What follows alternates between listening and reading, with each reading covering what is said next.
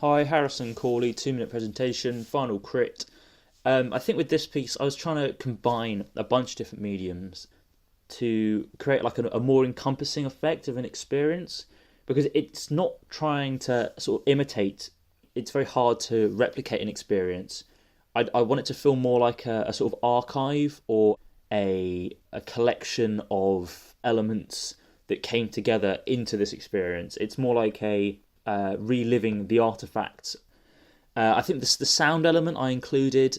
It adds an element of kind of discomfort and a confusion, which makes it quite hard to look at or to sort of explore this in much depth before it becomes too much and it's sort of too overwhelming. Which I think was trying to sort of replicate the idea of what it would be like to be in this experience.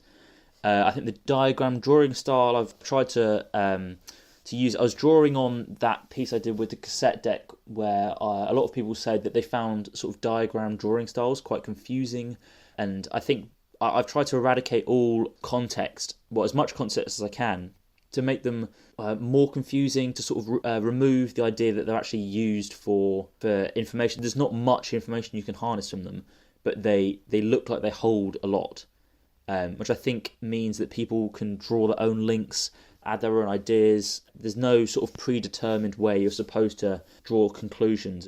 Yeah, which I think is what I was trying to do with the idea of like exploring. It's quite dense and confusing.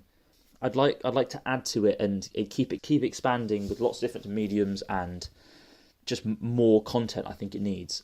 I'd like it to be sort of an archive experience, like timeless, almost like reliving something that was but you can't experience now. I think I've used a digital format because in the current context of where we are, I think it's the best way to be accessible to as many people as possible.